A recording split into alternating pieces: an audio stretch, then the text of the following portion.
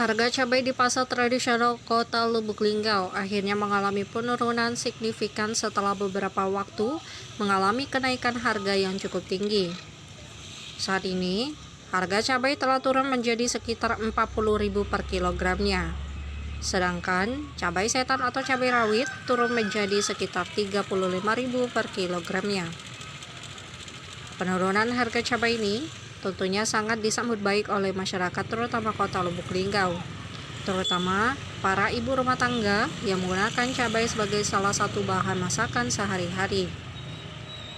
Dengan harga yang lebih terjangkau, diharapkan masyarakat dapat lebih mudah memenuhi kebutuhan pokok mereka tanpa harus khawatir dengan biaya yang tinggi.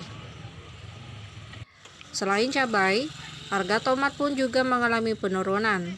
Saat ini, harga tomat di pasar tradisional menjadi sekitar Rp8.000 per kilogramnya.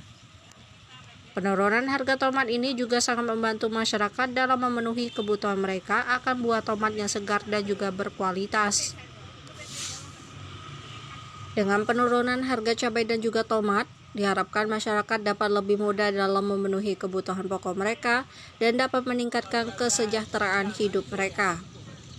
Selain itu, penurunan harga ini juga dapat membantu meningkatkan daya beli masyarakat dan mengurangi beban ekonomi mereka. Penurunan harga cabai dan juga tomat ini juga dapat berdampak positif pada pedagang pasar tradisional. Dengan harga yang lebih terjangkau, pedagang dapat meningkatkan penjualan mereka dan meningkatkan pendapatan mereka. Masyarakat juga berharap bahwa penurunan harga cabai dan tomat ini dapat terus berlanjut dan tidak hanya bersifat sementara. Dengan demikian, masyarakat dapat lebih mudah dalam memenuhi kebutuhan pokok mereka dan juga dapat meningkatkan kesejahteraan hidup mereka. Dalam beberapa terakhir ini, masyarakat telah merasakan penurunan harga cabai dan tomat di pasar tradisional, terutama di pasar tradisional Kota Lubuk Linggau. Penurunan harga ini tentunya sangat membantu masyarakat dalam memenuhi kebutuhan pokok mereka. Kemudian, masyarakat juga berharap bahwasanya harga cabai dan tomat dapat terus stabil dan tidak mengalami kenaikan harga yang signifikan kembali.